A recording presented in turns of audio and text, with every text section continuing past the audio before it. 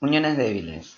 Vamos a ver que hay tres tipos de uniones débiles, que son los puentes de hidrógeno, las uniones iónicas y las fuerzas de Van der Waals. Puentes de hidrógeno. ¿Qué características tienen los puentes de hidrógeno? Estas uniones débiles que tienen menos de un vigésima parte de lo que tiene una unión covalente. Fijémonos, pueden formarse puentes de hidrógeno en aquellos casos en los que haya moléculas que tienen un átomo de hidrógeno interactuando con una unión covalente polar con otro átomo y otro átomo que esté formando también una unión covalente polar en el que haya una densidad de cargas negativa, una densidad parcial de cargas negativas. Fíjense, en este caso son dos moléculas de agua. Como habíamos visto, los electrones están más tiempo en torno al oxígeno y eso le da una carga parcial negativa. Están menos tiempo en torno al hidrógeno y eso le da una carga parcial positiva.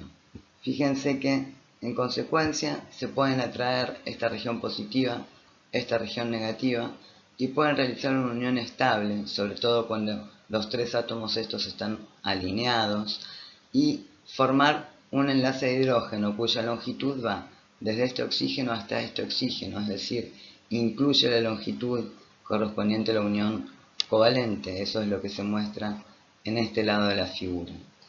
Este tipo de uniones que son débiles permiten, por ejemplo, mantener al agua en estado líquido. Fíjense que cuando se calienta mucho el agua empieza a tener mucha energía cinética, la energía térmica lleva a que empiecen a chocar más entre sí las moléculas de agua y eso lleva a que se rompan los puentes de hidrógeno. Cuando se baja la temperatura se pueden empezar a formar y cuando se llega a un estado sólido porque se baja demasiado la temperatura ya dejan de romperse los puentes de hidrógeno. Esos puentes de hidrógeno son los que permiten, por ejemplo, a muchas moléculas comportarse como hidrofílicas, es decir, tener afinidad por el agua. Esa afinidad por el agua la reflejan porque pueden formar puentes de hidrógeno con el agua. Acá se ven varias moléculas de agua en el entorno de una molécula hidrofílica. ¿Y cómo sabemos que esta molécula que estoy señalando es hidrofílica? Lo sabemos porque tienen nitrógeno interactuando con hidrógeno. Ya habíamos visto que en ese caso los electrones compartidos estarán cerca del nitrógeno y menos cerca del hidrógeno y en consecuencia acá habrá una densidad parcial de cargas positiva. Lo mismo con este hidrógeno, lo mismo con este y con este hidrógeno. Y acá tenemos un oxígeno interactuando con un carbono y hemos visto entonces que acá existirá una densidad de cargas parcial negativa. Eso le permitirá entonces la presencia de uniones covalentes polares, formar uniones tipo puentes de hidrógeno con las moléculas de agua y en consecuencia estar en un entorno acuoso con el que pueden interactuar. Otro tipo de átomos que pueden interactuar con el agua son los iones. Acuérdense que habíamos visto que el sodio puede interactuar con el cloro formando una sal que en estado sin agua forma un cristal y se mantienen unidos entre sí debido a la atracción electrostática que tienen entre ellos. Pero cuando se pone en el agua, este tipo de elementos se disuelven. Se disuelven quiere decir que tienen mucha afinidad por el agua y entonces se solvatan. Cada ion queda asociado a varias moléculas de agua y cada ion, acuérdense que el sodio había perdido un electrón y entonces queda como un catión, un ion positivo, y queda asociado por uniones electrostáticas a las moléculas de agua que se ordena en su entorno orientando todos los oxígenos con sus cargas parciales negativas hacia el sodio. Y fíjense cómo se ordena este agua en relación con el cloro. Ofrece todos los hidrógenos con sus cargas parciales positivas hacia el cloro. Eso vamos a ver que va a hacer que cada ion esté siempre asociado a moléculas de agua, que sea difícil de separarse de las moléculas de agua, y eso hace que el diámetro efectivo del ion sea bastante grande. ¿Qué pasa en cambio con las moléculas hidrofóbicas? Fíjense estas moléculas. Tiene carbono, carbono, hidrógeno, hidrógeno, es decir, carbono interactuando con carbono. Acuérdense, electrones compartidos a mitad de camino. Carbono interactuando con hidrógeno, electrones compartidos a mitad de camino. Es decir, forman uniones covalentes que son no polares. Esto quiere decir entonces que no podrán interactuar con el agua que lo rodea. Y no poder interactuar con el agua que lo rodea se denomina hidrofobicidad o moléculas hidrófobas o hidrofóbicas. Fíjense qué pasa con el agua.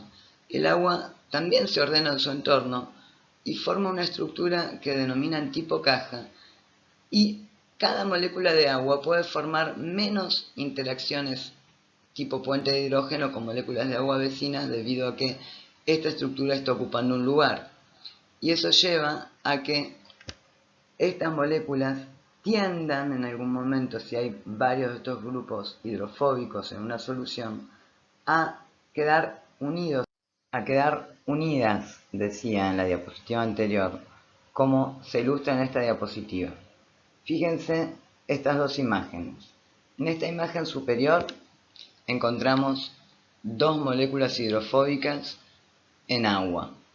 Estas moléculas, como se ve, no están formando uniones químicas con el agua. Y el agua que está en el entorno de estas moléculas tampoco está formando todas las uniones tipo puente de hidrógenos que podrían llegar a formar. Eso quiere decir que las moléculas de agua del entorno tienen una energía libre de interacción, es decir, que podrían formar uniones que no están formando, que es mayor que las moléculas de agua que están en el seno de la masa líquida, en el seno del agua. Las moléculas que están en el agua, rodeadas de agua, pueden formar más puentes de hidrógeno que las moléculas que están en el agua, pero rodeando a esta estructura hidrofóbica. Eso lleva a que, como esto está a determinada temperatura y las moléculas se mueven, cada tanto una molécula de agua pueda contactar otra molécula de agua y en consecuencia asociarse mediante uniones tipo puente de hidrógeno. Y eso va a ir llevando espontáneamente al sistema a una situación en la que las dos estructuras hidrofóbicas, las dos moléculas hidrofóbicas, queden cerca unas de las otras y tienda a minimizarse la superficie de no interacción moléculas hidrofóbicas agua. Eso habrá disminuido la energía libre de interacción del sistema. De modo que en una solución las moléculas hidrofóbicas tienden a juntarse entre sí, tienden a asociarse entre sí. ¿Qué pasa con estas moléculas hidrofóbicas cuando llegan a estar cerca una de las otras? ¿Pueden interactuar entre sí? Esta diapositiva lo que muestra son las fuerzas de Van der Waals. En estas fuerzas, fíjense lo que pasa. Cuando dos átomos están suficientemente cerca, vamos a ver que empiezan a experimentar una atracción entre ellos. Esta atracción en este gráfico que está acá está representado por esta línea roja. Y a medida que se acercan, la fuerza de atracción lo que se muestra es que a medida que se acercan, la fuerza de atracción se incrementa.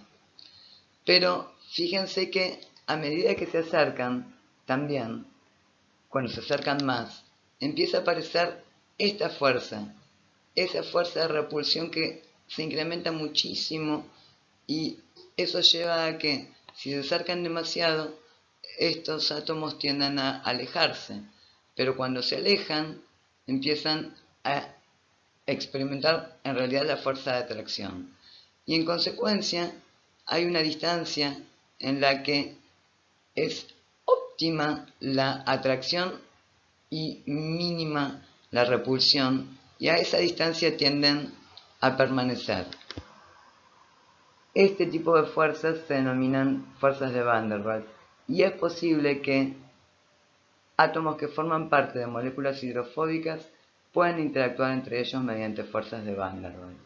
Vamos a ver que la fuerza que tienen estas interacciones es menor en 10 veces a la de las fuerzas que tienen los enlaces tipo puentes de hidrógeno entre sí. En esta diapositiva se muestran las características de las uniones covalentes, las uniones no covalentes o débiles, que son los enlaces iónicos, los puentes de hidrógeno y las fuerzas de Van der Waals. Fíjense en el agua, es decir, en los sistemas biológicos. Las uniones covalentes tienen como una fuerza de 90 kilocalorías por mol, mientras que los enlaces iónicos solo de 3, debido a que recuerden que los iones se separan y se disuelven en agua, y los enlaces iónicos de 1, y las fuerzas de Van der Waals de 0,1, es decir, como les decía recién, 10 veces menos que las uniones de puentes de hidrógeno. Acá, en esta región de la diapositiva, se ve la longitud, la distancia en nanómetros de estas uniones.